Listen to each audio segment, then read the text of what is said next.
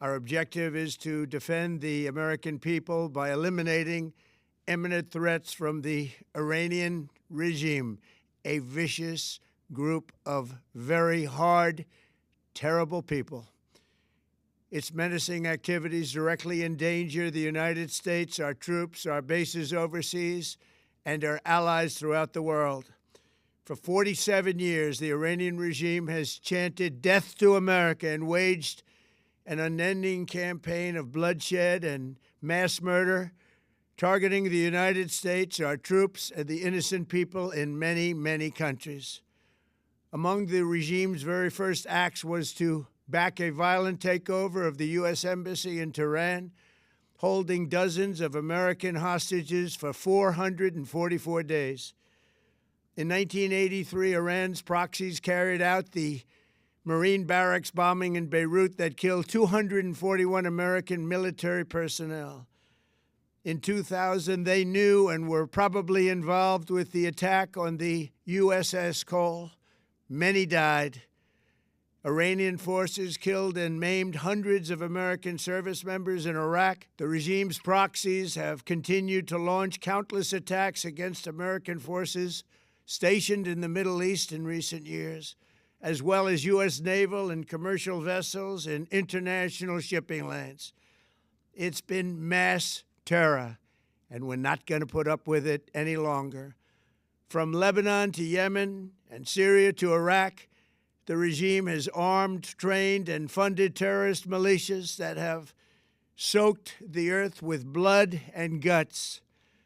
And it was Iran's proxy, Hamas, that launched the monstrous October 7th attacks on Israel, slaughtering more than 1,000 innocent people, including 46 Americans, while taking 12 of our citizens hostage. It was brutal, something like the world has never seen before.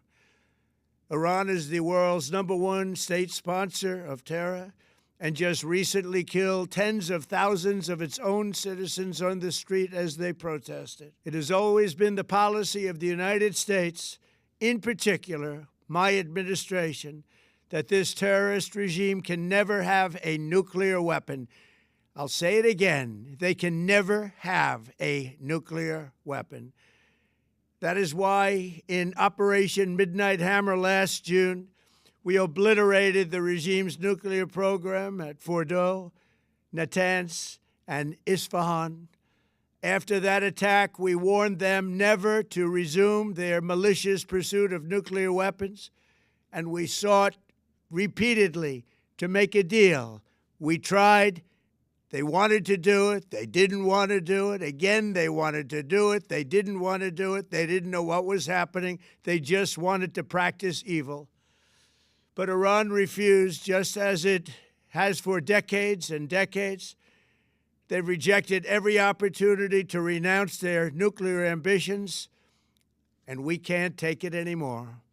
Instead, they attempted to rebuild their nuclear program and to continue developing long-range missiles that can now threaten our very good friends and allies in Europe, our troops stationed overseas, and could soon reach the American homeland.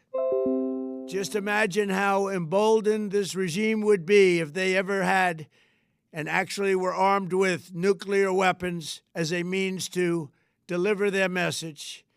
For these reasons, the United States military is undertaking a massive and ongoing operation to prevent this very wicked, radical dictatorship from threatening America and our core national security interests. We are going to destroy their missiles and raise their missile industry to the ground. It will be totally, again, obliterated. We're going to annihilate their Navy. We're going to ensure that the region's terrorist proxies can no longer destabilize the region or the world and attack our forces and no longer use their IEDs or roadside bombs, as they are sometimes called, to so gravely wound and kill thousands and thousands of people, including many Americans. And we will ensure that Iran does not obtain a nuclear weapon. It's a very simple message. They will never have a nuclear weapon. This regime will soon learn that no one should challenge the strength and might of the United States Armed Forces. I built and rebuilt our military in my first administration, and there is no military on earth even close to its power, strength, or sophistication. My administration has taken every possible step to minimize the risk to U.S. personnel in the region.